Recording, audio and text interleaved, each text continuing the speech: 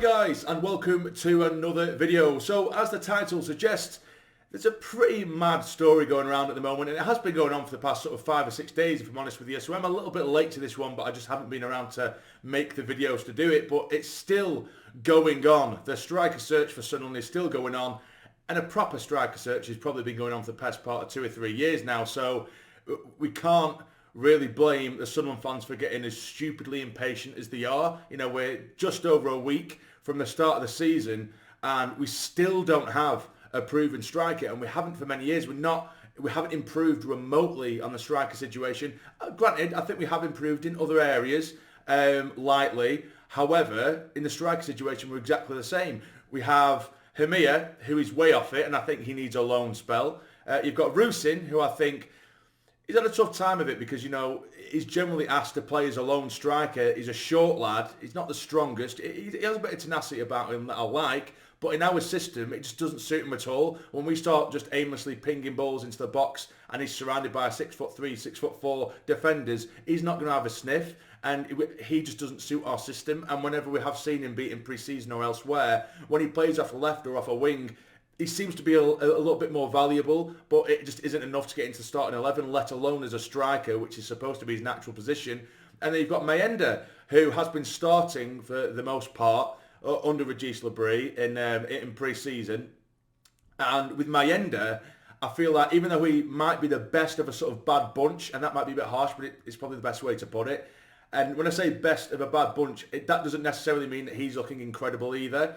His pressing game is probably the best out of the three, but that is it. We're really clutching at straws when we're trying to give trying to give compliments to strikers, and we're trying to give them some constructive criticism. That's the only thing I can really attach to Mayenda is he has a bit of pace, he's a bit raw, and he presses well. But other than that, there hasn't been a massive amount that convinces me that he can do a job in the Championship. Maybe come off the bench and press for the last 15 minutes when we're chasing the game, maybe. But we're still way off it. All of our strikers are no way near Championship level. Now, getting into the video and what I'm talking about, KYLIAN MBAPPE, essentially, he has now, apparently him and his family, I believe, have taken over, they've purchased the club that Alexandre Mendy plays for. Now, Alexandre Mendy, we have mentioned in the previous video, he's been heavily linked with Sunderland.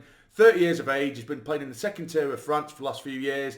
He's been banging in the goals. I think it was 3 years ago, it was like 16, 17 goals. Then the season after that, it was 18, 19. And last season, he's 22 or something like that, with a bunch of assists as well. So he's absolutely a man in form, an experienced striker. He looks great when we have a look at all his snaps and his compilations you see on YouTube, although albeit you do get that a lot with YouTube compilations, but still, he looks like he's absolutely tailor-made for the role that we need. A striker that is not only informed, but experienced, and he knows what he's doing. So it looked like it was all almost done and dusted. There was huge rumours about a week or two ago that he was essentially on Wearside, having his medical, and it's just a waiting game until it's announced. However, KYLIAN MBAPPE and his family have reportedly purchased the club that he currently plays for, and they essentially put a stop in front of all potential transfers because they want to talk to all the players before, or potential leaving players. They want to discuss their futures with them first and essentially try and make a last-ditch attempt to make them stay. However, Mendy hasn't been reporting to training for his current club. So that, again, it just adds fuel to the fire. People think that means he's still coming to Sunderland. However, that is as far as we've got with that one. So essentially, apparently, KYLIAN MBAPPE and co have put a huge sort of spanner in the works when it comes to Sunderland's striker search. And that's a sentence I never thought I'd ever say. It's a very random one. It's a very strange one. But that is apparently the case. So I don't know whether we're just putting all eggs in one basket and just waiting on that one to see if Mendy will come through. You'd like to think we have other irons in the fire as well, because we need at least a couple of strikers that we believe can do a job. Because I don't believe, as I mentioned at the beginning of the video, the strikers we currently have, they're simply not going to cut it in the Championship, in my opinion. I think if you have a look at our squad across the pitch, particularly starting 11, I think everywhere else we look relatively set. Of course, you can tweak little things here and there, but if on paper, anyway, of course, I've mentioned in previous videos, strength and depth we absolutely need. But as a starting 11, it feels like all we need is that one piece of the jigsaw, and that is a proven striker. And then I look at that squad and I think that should absolutely be fighting for a top 6 place at least, which, you know, when I say, again, the first starting 11, when you dig a bit deeper than that, and in terms of strength and depth, we're definitely lacking a bit in different areas, 100%. But I feel like that's all we need. If we could keep players fit and then bring in a proven striker, I feel like we have a real chance. But at the moment, it's just a nightmare. We've been waiting for God knows how long for a striker, and we need to get a frigging move on. Because as I say, all we've got is one more game pre-season, Marseille, and that's it, which will be a brilliant test. It'll be great to watch the lads. But we should be way ahead of the game in terms of strikers. And I know it's not as easy, and I know a lot, and I keep on saying this, and then I'll contradict myself. It isn't as easy as there's just strikers, just on a tree, and we're just refusing to buy them, or there's a brilliant proven striker just saying, sign me, and Sunderland are saying no. There's a lot more to it. Of course, you have the domino effect of the transfer window. Certain clubs or certain teams won't want to let go of certain assets until they've brought in replacements themselves. So that's how you end up getting sort of frantic deadline days, and towards the back end of the window, that's where you get a lot of movement. But at the end of the day, how long have we been waiting? And I keep on repeating myself, how long have we been waiting for a striker? And we're just not replacing them. We're not improving in that department. And it's arguably the most important department. So that is that, which is a strange one. What do you guys think? Let me know in the comments down below. It's quite a mad story, but that's apparently the play at the moment. That's what's going on. But also, over the last couple of days, there has been some serious interest, apparently, from Leicester for Pierre-Emerick. Now, Emerick is one of them for me where I think that there's absolutely a player in there. He turns up one week and he's like a Rolls Royce. He's dominating the midfield. He's controlling the play.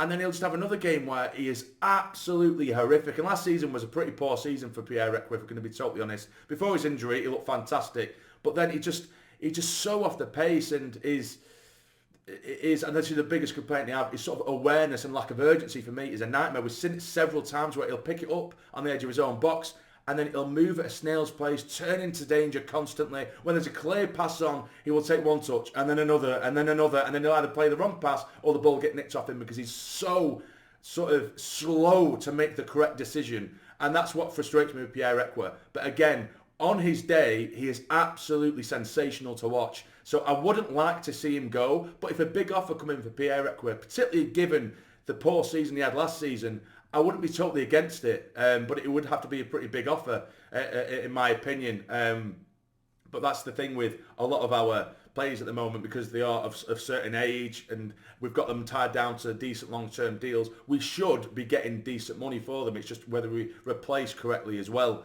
But that is a sort of large part of the rumours at the moment. There isn't really much else going on. We keep getting linked with like random strikers from the third tier in Russia and stuff like that, but there's not really too much meat to the bone. It is relatively quiet. However, there was one announcement this morning, which it isn't a player announcement, so I know it isn't too exciting, but we have announced a new chief commercial manager, Ashley, I don't know if it's Peden or Pedden.